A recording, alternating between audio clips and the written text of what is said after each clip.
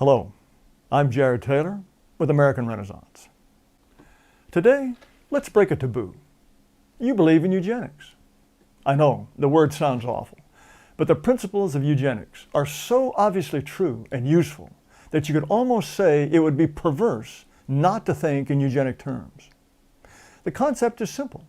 Virtually every trait in a plant, animal, or human being is under genetic influence, and at least to some degree. So the idea is to encourage breeding that leads to improvement. We have been improving crops and domestic animals that way probably all the way back to the dawn of agriculture, and the results have been dramatic. For example, the original ancestor of corn is a puny, low-yielding thing called teosinte. It's the one on the left. The early inhabitants of the Americas carefully chose high-yielding variants that eventually became the corn plant. And then modern breeding has produced huge improvements since then. Now in agriculture, we can use DNA sequencing and computer technology to track plant genetic variation at a level unimaginable even just 5 years ago.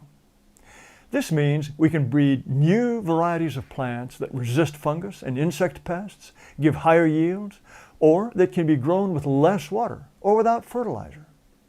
Domestic animals have also been vastly improved through breeding. The ancestor of all cattle is the aurochs, which went extinct about 400 years ago. It was a huge, bad-tempered thing that gave very little milk, and its meat was so tough you could break your teeth on it.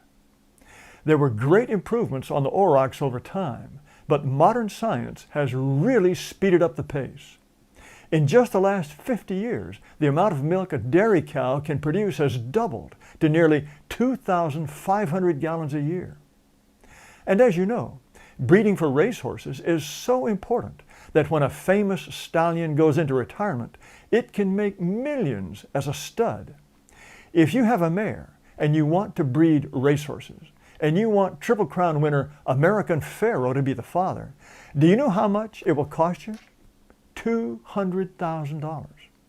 That's because it has been known for thousands of years that fast horses produce other fast horses. Although a few loonies pretend that the laws of animal breeding don't apply to human beings, they do. And that's why pregnant women have amniocentesis. It's a way to take some of the genetic material of the fetus and test it for possible defects. You can detect literally hundreds of genetic disorders. The best known are Down syndrome, Turner syndrome, spina bifida, and anencephaly. If a woman learns that the fetus has a major defect, she has the choice of having an abortion and starting over. This is a form of eugenics, making choices depending on the results of different genetic combinations. When a couple decides to have a baby, it's now common to get what's called genetic counseling. The couple takes genetic tests, and a specialist studies the results to see what the child's chances are of getting such things as cystic fibrosis, sickle cell anemia, Tay-Sachs disease, dwarfism, thalassemia, and many, many other conditions. If the risks are high, a couple might decide to abort a child or have a baby using donor sperm or donor eggs. And when it comes to donor eggs or sperm, people follow the same eugenic principles. If you want to buy sperm, you get not just a comprehensive report on the guy's genetic history. You get his height, weight, hair and eye color, academic record, including grade point average, talents, hobbies, sports, and a personality assessment. The California Cryobank says it specializes in donors who attend Stanford, Harvard, and MIT. It claims it can find a donor who looks like Hugh Jackman or Johnny Depp. Some banks even record the voices of donors so you can hear how they talk. Now, why all this detail? Because genes influence just about everything. If you are shopping for sperm, you don't just want to avoid Down syndrome or dwarfism. You want good qualities too. Believe me, if you are a drunk or a criminal or have an IQ of 85, It doesn't make any difference if you have no genes for Tay-Sachs or cystic fibrosis. No one wants your sperm. Egg donors are screened just as carefully. A fashion model can get up to $100,000 for her eggs, as opposed to the usual $10,000. Screening donors for brains or beauty is no different from breeding cows to give more milk. This is eugenics. Most people seem to be more comfortable taking measures to avoid defects than promoting good traits like intelligence or musical ability. But they're really two sides of the same coin. What really upsets people is coercion, telling people they can't have babies or even sterilizing them. And I agree. I'd be very leery of letting governments make decisions of that kind. But what are we to make of extreme cases? There are feeble-minded adults who can't take care of themselves. The people who look after them just make sure that they don't have a chance to become parents. Almost everyone would say that makes sense. In Britain, the parents of a retarded woman have the right to have her sterilized. Again, that's eugenics. Let's take a more difficult case, though. There was a report in 2012 about the 3 worst child support delinquents in the state of Tennessee. Between the 3 of them, they had 78 children with 46 different women. They weren't paying a penny in child support.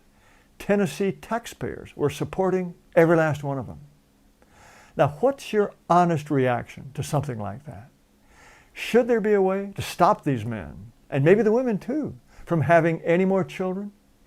I don't like government coercion to stop them, but I don't like the government coercing me to pay taxes to support those children either. It's a dilemma.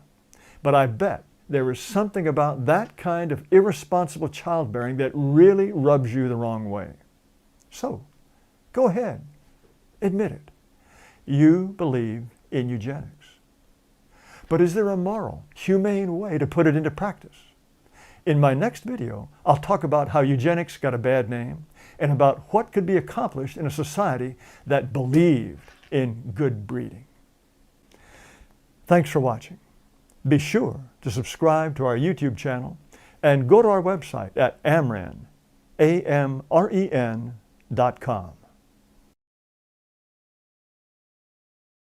Hello, I'm Jared Taylor with American Renaissance.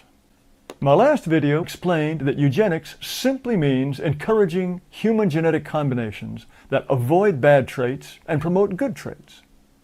The word was coined by the great British scientist Francis Galton, and eugenics was at its height during the first half of the 20th century.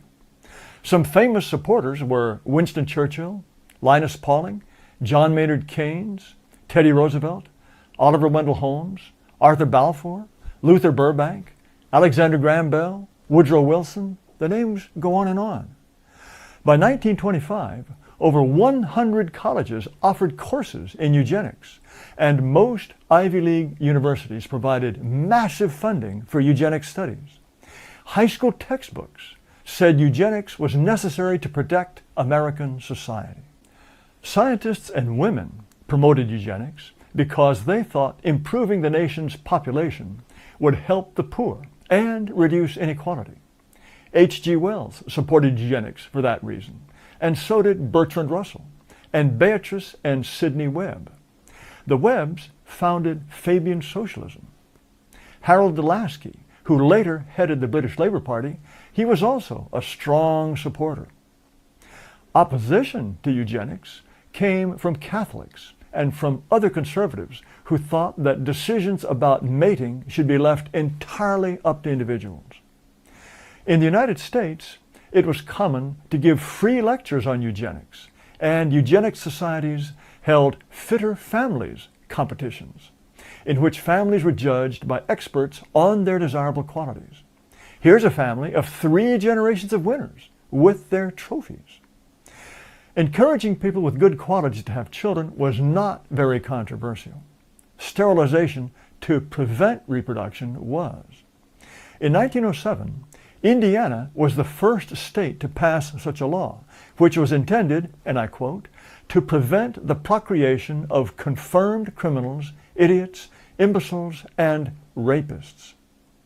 By 1931, 30 states had eugenics sterilization laws.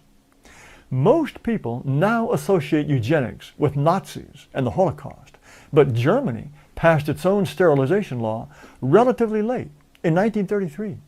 Many other European countries already had such laws, and as a percentage of the population, the Swedes sterilized twice as many people as the Germans did. The policy against Jews was not a eugenics policy. Nazis considered Jews an enemy people, not genetically inferior. The Nazis also had a notorious euthanasia program under which 80,000 severely retarded and incurably insane people were killed to free up hospital beds. But that wasn't part of the eugenics program either. After the war, eugenics became so associated with Nazism that it drove people to take crazy positions. Geneticist Theodosius Dobzhansky of Columbia, he said there's no such thing as a bad gene. J.D. Smith of the University of South Carolina wrote that we need to protect the genes for mental retardation because, quote, it is a human condition worthy of being valued. Fortunately, few people are that nutty anymore, but Americans are still very skittish about applying genetic principles to people. Asians are much more realistic. Japan didn't repeal its sterilization law until 1996. The Chinese will not let you marry if you have any of a whole list of conditions. In Singapore, the government gave tax incentives to better educated women to have more children. The idea was that smart women marry smart men, and they have smart children. The percentage of Singapore births that were to college-educated women rose from 37 to 48%. Meanwhile, in the United States, trends are in the opposite direction. Lower IQ people are having more children than higher IQ people. If you test American children for IQ and then ask how many brothers and sisters they have, you get a clear correlation. The higher the IQ, the fewer the siblings. There is a negative correlation of 0.18 between child IQ and family size. The British scholar Richard Lynn, who has probably studied this question more thoroughly than anyone else alive, concludes that this means the genetic basis for intelligence for white Americans is dropping at a rate of about 1 IQ point every generation. For blacks, it's worse. Black women are about twice as likely as black men to get a bachelor's degree, and even more likely to get a master's degree. Many educated black women never end up marrying, while blacks on welfare have many children. Professor Lynn estimates that the genetic basis for intelligence for blacks is declining by about 2 IQ points per generation. Professor Lynn also notes that more than half of the single women on welfare in the United States are in the bottom 20% of the IQ range. They are likely to be passing on other undesirable traits along with low intelligence. Well, what can be done about this? First, many people think that any woman on welfare should not bring more children into the world for the rest of us to feed, house, clothe, and try to educate. Would it be wrong to require that women have implantable contraceptives for as long as they're on welfare? Nobel Prize winner William Shockley, he had a different idea. Offer people $1,000 for every IQ point below the average of 100 in exchange for voluntary sterilization. A person with an IQ of 90, that's 10 points below the average, would get $10,000. Now, some people would object that low IQ people aren't competent to make decisions like that. But I don't hear them saying low IQ people aren't competent enough to vote, say. And if they can't make decisions, should they have children? Well, what about promoting desirable traits? Psychologist Raymond Cattell suggested that the government should seek out the most intelligent children in the country and pay their parents to have more children. David Lycan, of the University of Minnesota suggests that only people who are screened and licensed should have children. Sociologist Hugh La Follette points out that couples have to meet strict standards to adopt a child. Why should it be any different for making a child? In a healthy society, it would also be possible to promote the idea that smart, capable people should have many children and others should have fewer. Well, as usual, in practical terms, the Asians are way ahead of us. The Beijing Genomics Institute is the largest genetic research facility in China, probably in the whole world. BGI is hunting very hard for the genes that influence intelligence and other traits. And when they find them, they will do what's called embryo screening. This is how it works. You take, say, 100 eggs from a woman and fertilize them in vitro with sperm from her husband. You screen the embryos and implant the one that is the most promising. In intelligence alone, you would have a 30-point spread above and below the average child that couple would have had. So you could choose an embryo that was 15 points higher in IQ. You would have a similar range of other traits, and it's only a matter of time before this technology is perfected. In the West, squeamish governments will certainly ban embryo screening for this purpose, but facilities for it will pop up on the Cayman Islands or maybe the Bahamas. This means rich people will go to those places for designer babies and poor people won't have the choice. What may turn out to be an even simpler procedure is CRISPR gene editing.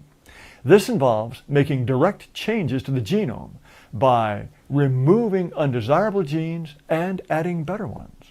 In the West, scientists want to ban this technique for humans, not the Chinese. They have a plan. First, eliminate mental retardation, mental illness, and all genetic diseases. Second, promote intelligence, diligence, and other favorable traits. Any country that uses modern techniques on a large scale, and China is determined to be the first, will shoot to the top in every field. Francis Galton, who coined the term eugenics, saw this coming 100 years ago. The nation which first subjects itself to rational eugenical disciplines, he said, is bound to inherit the earth.